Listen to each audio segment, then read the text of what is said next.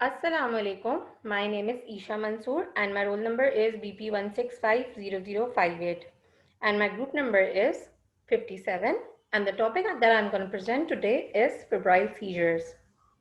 Now, what is a seizure?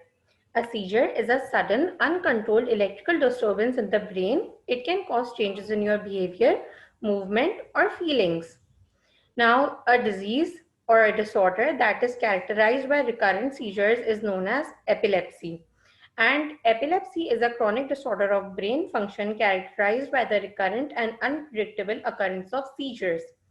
Seizures that occur in people with epilepsy are transitory alternations in behavior, sensation, or consciousness caused by abnormal synchronized electrical discharge in the brain. Now, the type of seizures includes two main types, that are focal seizures and generalized seizures. Focal seizures include focal awareness seizures and focal impaired awareness seizures, which are its subtypes. And the generalized seizures include absence seizure, tonic-clonic seizures, atonic seizures, tonic seizures, myoclonic seizure, and clonic seizures. Now, febrile seizures come under tonic-clonic seizures, which is our main topic today. And febrile seizures are convulsions that can happen when a young child has fever above 104°F. The word febrile itself means feverish. The fever may last for a few minutes and stop on its own. The type of febrile seizures include simple and complex febrile seizures. Simple febrile seizures occur in an otherwise healthy child who has at most one tonic-clonic seizure lasting less than 15 minutes in a 24-hour period, while complex febrile seizure lasts longer than 15 minutes and is recurrent within a 24-hour period.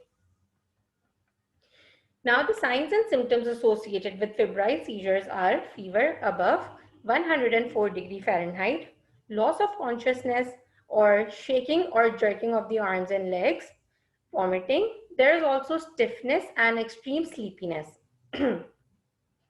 The diagnosis includes to confirm the diagnosis, the doctor may recommend an electroencephalogram test to measure brain's activity or an MRI scan to measure the size of the brain in case if there is an abnormally large head that is causing the seizures.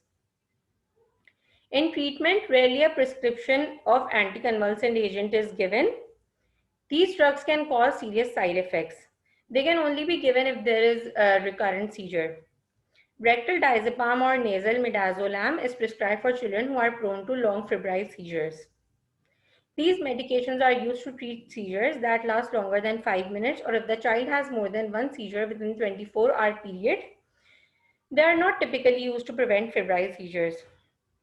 Now, that a case study that is given for febrile seizures today in our topic is the following. JJ, a 14-month-old girl, was brought to the ED after having a generalized tonic-clonic seizure lasting approximately 5 minutes.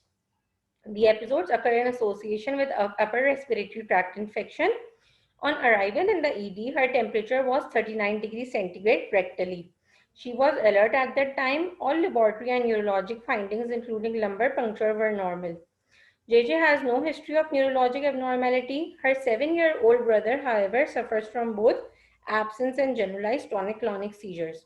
What is the relationship between febrile seizures and epilepsy?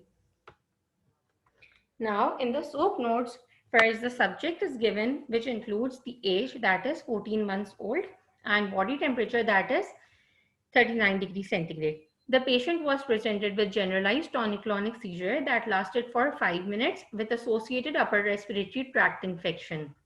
And there is also a family history which was told, as the brother had both absence and generalized tonic-clonic seizures. Objective includes her laboratory findings and lumbar puncture, which were found out to be normal, and she was also alert. And there is also no history of previous seizures. However, her brother suffers from both the absence and generalized tonic-clonic seizures as told above. In the assessment, since the seizure occurred at high body temperature and lasted for 5 minutes, it is diagnosed as simple febrile seizure. The plan will include the monitoring of the patient for 24-hour period for recurrent seizures And if no seizure occurs, then we will not prescribe any anticonvulsant medication. And if there is any recurrent seizure, then we will prescribe a rectal diazepam in the dose of 0.3 milligram per kg diluted in 3 ml normal saline. Also, oral acetaminophen syrup, which is Panadol syrup, in the dose of 3 ml thrice or 4 times a day will be given to reduce the fever. Also, amoxicillin suspension in the dose of 45 milligram per kg per day will be given to treat the upper respiratory tract infection, and an electroencephalogram test or brain MRI will be recommended to observe the size and activity of brain. Now, also it was asked in the case study, what is the difference between febrile seizure and epilepsy? And as discussed before, a febrile seizure occurs in children when there's a high body temperature, and it is less likely to reoccur. However, epilepsy is a seizure disorder which is characterized by recurrent seizures, and it is not associated with any fever. Hope you all understood this presentation, and thank you. This was all. Allah Hafiz.